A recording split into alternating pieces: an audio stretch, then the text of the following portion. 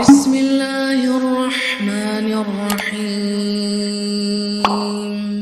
يسبح لله ما في السماوات وما في الأرض الملك القدوس العزيز الحكيم هو الذي بعث في الأميين رسولا منهم يتلو عليهم آياته ويزكيهم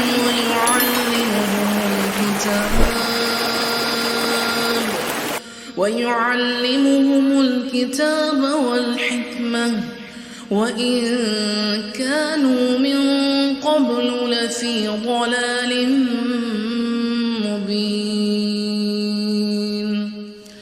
وآخرين منهم لما يلحقوا بهم وهو العزيز الحكيم ذلك فضل الله يؤتيه من يشاء والله ذو الفضل العظيم مثل الذين حملوا التوراة ثم لم يحملوها كمثل الحمار يحمل أسفارا بئس مثل القوم الذين كذبوا بآيات الله والله لا يهدي القوم الظالمين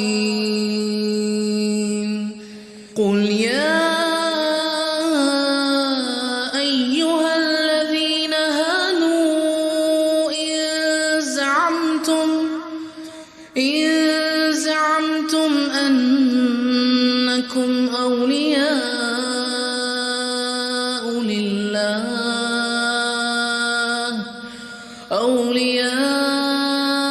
لله من دون الناس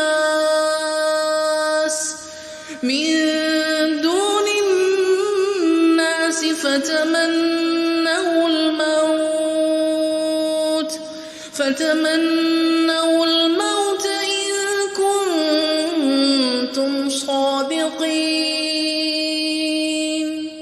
ولا يتمنونه أبدا بما قدمت أيديهم والله عليم بالظالمين قل إن الموت الذي تفرون منه فإنه ملاقيكم ثم تردون إلى عالم الغيب والشهادة فينبئكم بما كنتم تعملون يا أيها الذين آمنوا إذا نودي للصلاة من يوم الجمعة فاسعوا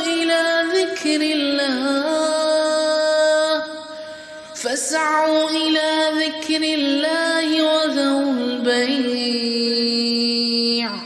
ذلكم خير لكم إن كنتم تعلمون